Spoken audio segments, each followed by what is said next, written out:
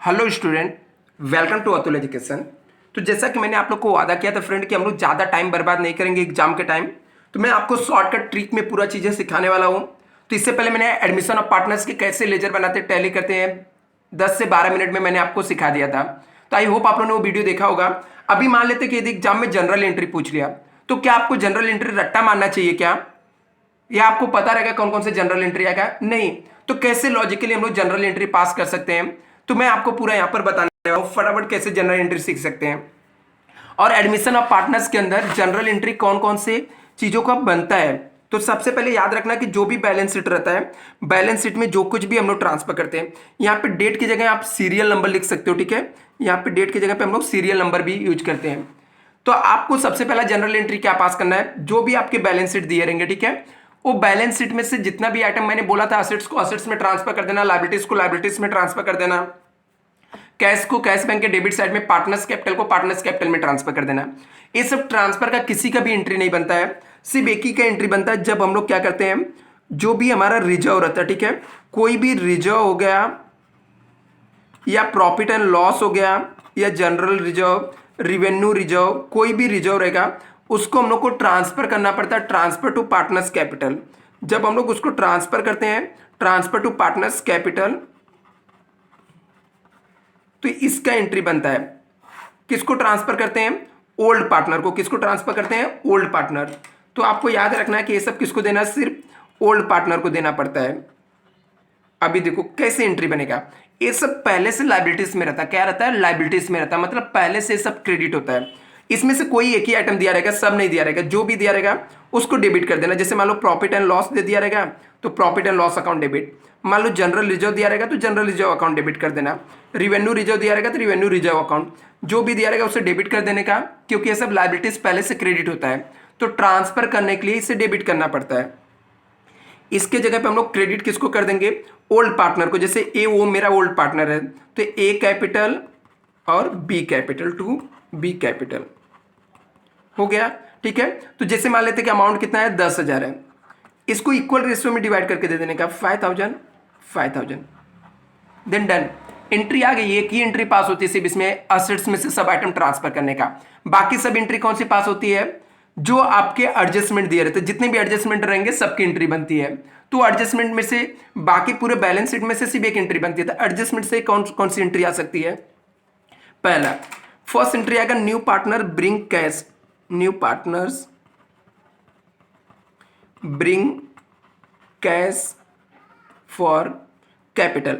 नया partner capital के लिए पैसा दे सकता है। कैपिटल के लिए पैसा दे रहा है तो हमारे बिजनेस में पैसा आ रहा है। हम लोग बचपन से पढ़ते आ रहे हैं, हम लोग का रूल है, कैश आया तो कैश बैंक अकाउंट को डेबिट करने का। कैश आया तो कैश बैंक अकाउंट डेबिट हो जाएगा। किसने पैसा दिया? New partner.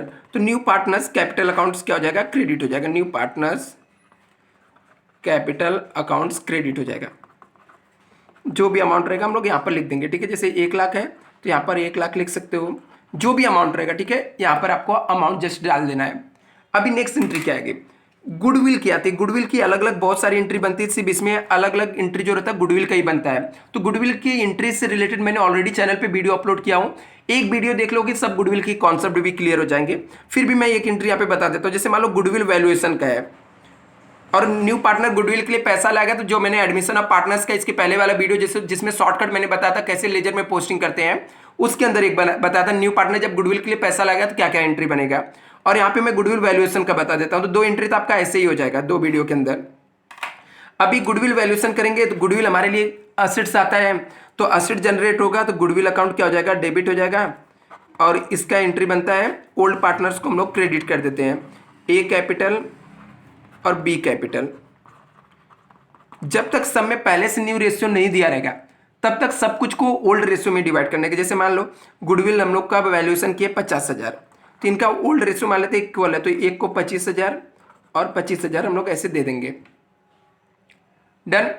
अभी नेक्स्ट देखते हैं और एंट्री क्या बन सकता है। तो और एंट्री में बस ये इतना ही कॉन्सेप्ट आपका क्लियर है, तो बाकी एंट्री तो सिंपल है। जैसे क्या हो सकता है, असेट्स इंक्रीज हो गया, कोई भी एसेट्स हो गया, ठीक है, इंक्रीज या तो इंक्रीज हो गया तो डिक्रीज होगा। इंक्रीज मतलब असेट्स बढ़ जाना, उसकी वैल्यू बढ़ गई। जैसे फॉर एग्जांपल पहले कोई बिल्डिंग था 50,000 का था, अभी उसकी वैल्यू 60,000 हो गई। इसका मतलब होता है इसकी वैल्यू 10,000 से क्या हो गई, बढ़ गई, 10,000 से क्या हो गई, बढ़ गई। तो ऐसे में चाहे बिल्डिंग हो गया, मशीन हो गया, कोई भी एसेट यदि इंक्रीज हो रहा है तो एंट्री यही जो मैं बता रहा हूँ ये बनेगी। असेट्स बढ़ रहा है तो असेट्स क्या होता है, पहले से एक्चुअली में डेबिट होता है।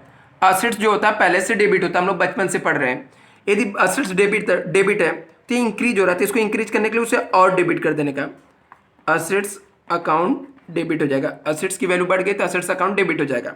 दूसरा, मेरे असेट्स का वैल्यू बढ़ रहा है तो हमारे लिए प्रॉफिट है ना, और इस चैप्टर का रूल है कोई भी प्रॉफिट हुआ ना तो रीवैल्यूएशन अकाउंट को क्रेडिट करने का, और रीवैल्यूएशन के अकाउंट की जगह पे आप लोग profit and loss adjustment account भी लिख सकते हो। ये हो गया, ठीक है, डन। यहाँ पर जो भी एंट्री रहेगा जितने से, जैसे यहाँ पे कितने से बढ़ा, 10,000 से सिर्फ बढ़ाता ना, तो मैं यहाँ पर आप लोग को 10,000 लिख कर दिखा देता हूँ, ठीक है, कि कैसे आप 10,000 भी यहाँ पे लिख सकते हो। तो यहाँ पे 10,000 आ सकता है। जस्ट एक मिनट, पेन, हाँ ये पेन है मेरा। यहाँ पे मेरे 10,000 यहाँ पर आप लिख दोगे, यहाँ पे 10,000, ये जो मैं एक्स मारा हूँ, ठीक है, कट यहाँ पे आप लोग 10,000 भी लिख सकते हो। दूसरा एंट्री क्या हो सकता है यहाँ पर, दूसरा एंट्री ये हो सकता है कि असेट्स डिक्रीज हो सकता है, ठीक है, असेट्स की वैल्यू क्या हो सकती है, कम हो सकती है, जैसे डेप्रिसिएशन हो जाना, बैड डेब्ट्स हो जाना है, ये सब कोई भी, ठीक है। यदि असेट्स डिक्रीज हो रहा है ना तो क्या एंट्री बनेगा, असेट डिक्रीजेस मतलब कम होना है। या तो हम लोग बोल सकते हैं यहाँ पर एक एग्जांपल मैं ले लेता हूँ, ठीक है, जैसे मान लेते हैं प्लांट एंड मशीनरी, पहले था कितने का, 1 लाख का था, अभी 20% से डेप्रिसिएशन होकर उसकी वैल्यू 80,000 हो गई। इसका मतलब 10,000 से कम हो गया। तो कैसे एंट्री पास करने का, कोई भी, एक तो मैं यहाँ पर just plant and machinery example ले रहा हूँ, आप कुछ भी एसेट्स ले सकते हो। यदि एसेट्स क्या होता है, पहले से डेबिट होता है, और डेबिट चीज को जब कम करना रहता है ना बच्चा, तो उसे हम लोग क्रेडिट करते हैं। क्यों, क्योंकि असेट्स क्या होता है, पहले से डेबिट होता है, कम करने के लिए क्रेडिट करना पड़ता है। अभी मेरे असेट्स की वैल्यू कम हो रही है तो मेरे लिए लॉस है ना, और इस चैप्टर का रूल है कोई भी लॉस हुआ ना तो रीवैल्यूएशन अकाउंट को डेबिट करने का, प्रॉफिट हुआ तो रीवैल्यूएशन अकाउंट को क्रेडिट करने का। यहाँ पे रिवैल्यूएशन अकाउंट डेबिट कर देंगे। यदि आपको प्रॉफिट एंड लॉस एडजस्टमेंट लिखना है तो आप profit and loss adjustment account लिख सकते हो, ठीक है। डेबिट, दूसरा मेरा असेट्स पहले से डेबिट होता है तो उसको कम करने के लिए मुझे क्रेडिट करना पड़ेगा, तो हम लोग यहाँ पे प्लांट एंड मशीनरी लिख देंगे। अमाउंट कौन सा आएगा, जितने से इसकी वैल्यू कम हुई है, पहले 1 लाख का था, अभी कम हो के 80,000, मतलब इसकी वैल्यू कितने से कम हो रही है, 10,000। डन। और कौन सी एंट्री बन सकती है, लायबिलिटीज से भी रिलेटेड एक दो देख लेते हैं, ठीक है। ऐसा ना हो कि लायबिलिटीज से रिलेटेड कोई आ जाए और आपको डिफिकल्ट लगने लगे, तो ऐसा कुछ भी नहीं होने दूंगा मैं, आपको पूरा सिंपल लॉजिकली 10 मिनट में सब कुछ क्लियर कर देंगे हम लोग। तो यहाँ पर हम लोग मान लेते हैं कि लायबिलिटीज यदि इंक्रीज हो गई तो क्या करेंगे। अभी देखो, लायबिलिटीज इंक्रीज मतलब क्रेडिटर जो था पहले 10,000 का था, अभी 12,000 हो गया, ठीक है। मान लेता हूँ 2,000 से इसकी वैल्यू क्या हो गई, बढ़ गई, इंक्रीज हो गया 2,000 से। तो अभी क्रेडिटर इंक्रीज हो रहा है, तो क्रेडिटर क्या होता है, लायबिलिटीज होता है, पहले से क्रेडिट होता है।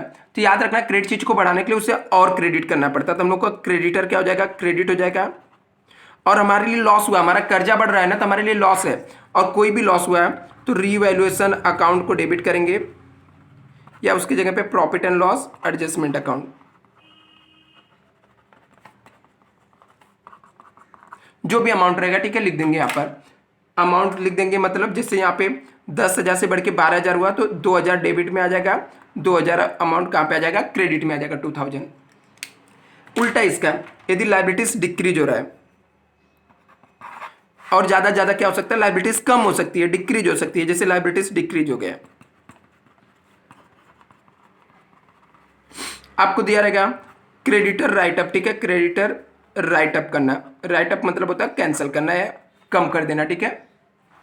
तो यहाँ पे क्रेडिटर राइटअप हो गया, तो क्रेडिटर जैसे फॉर एग्जाम्पल के तौर पे क्रेडिटर था मेरा 10,000, अभी वो 7,000 का हो गया, ये नई वैल्यू है, ओल्ड वैल्यू। तो मैंने क्या बताया था, क्रेडिटर क्या होता है, पहले से लायबिलिटीज होता है, पहले से क्या होता है, क्रेडिट होता है। तो क्रेडिट चीज को कम करने के लिए उसे हम लोग डेबिट कर देंगे, क्रेडिटर अकाउंट डेबिट हो जाएगा। दूसरा, क्रेडिटर कम हो रहा था, हमारे लिए प्रॉफिट हो गया ना, और इस चैप्टर का रूल क्या मैंने बताया था, कोई भी प्रॉफिट हुआ तो रीवैल्यूएशन अकाउंट क्रेडिट हो जाएगा। इसके जगह पे आप लोग profit and loss adjustment account भी लिख सकते हो। लो भाई, जितना भी एंट्री आती है सबके सब आप लोग के लिए मैंने करा दिया। अभी 2 एंट्री और आती है, क्या करना रहता है वो मैं बता देता हूँ। वो एंट्री पास कैसे करते हैं वो भी शॉर्टकट ट्रिक बताता हूँ। आप क्या करना है, ये कैसे ड्रॉ कर लेना, ठीक है। यहाँ पे कहाँ पे वर्किंग नोट में ड्रॉ करना, मैं तो अभी ये सिखाने के लिए आपको बता रहा हूँ। और जाने का चेक करने का रिवैल्यूएशन अकाउंट, जैसे यहाँ पे मान लो यहाँ पे रिवैल्यूएशन डेबिट में दिख रहा है ना, तो कितना दिख रहा है 2000, तो यहाँ पे डेबिट में जाके 2000 लिख देने का। यहाँ पे रिवैल्यूएशन क्रेडिट में दिख रहा है, मान लेते हैं 3000 दिख रहा है, ठीक है, तो 3000 क्रेडिट में दिख रहा है ना, तो 3000 क्रेडिट में लिख देने का। ऐसे जितने भी एंट्री रहेगी ना, सब में जितने भी एंट्री में आपको डेबिट में दिखेगा रिवैल्यूएशन, तो रिवैल्यूएशन के डेबिट साइड अमाउंट लिख देना है, क्रेडिट में दिखेगा तो क्रेडिट में लिख देना है। फिर क्या करोगे ना, आपको टोटल मार के माइनस करने का। यदि इस साइड डिफरेंस आया ना, इस साइड मान लो डिफरेंस आ गया डेबिट में आया, तो यहाँ पे 2AB लिख देना, तो इसका एंट्री बन जाएगा। इसको हम लोग रिवैल्यूएशन अकाउंट बोलते हैं, शॉर्टकट में ऐसे बना लेने का एग्जाम में, क्योंकि जब जनरल एंट्री पूछा रहता है तो इसके ऊपर मार्क्स नहीं होता है। तो एंट्री इसका बनेगा, तो यदि हम लोग को यहाँ पर आया तो इसका मतलब प्रॉफिट हो गया। क्या हो गया? प्रॉफिट हो गया। तो प्रॉफिट आया तो इसको मान लो रिवैल्यूएशन प्रॉफिट का एंट्री क्या आता है, रिवैल्यूएशन प्रॉफिट, ठीक है, तो रिवैल्यूएशन का प्रॉफिट हो गया।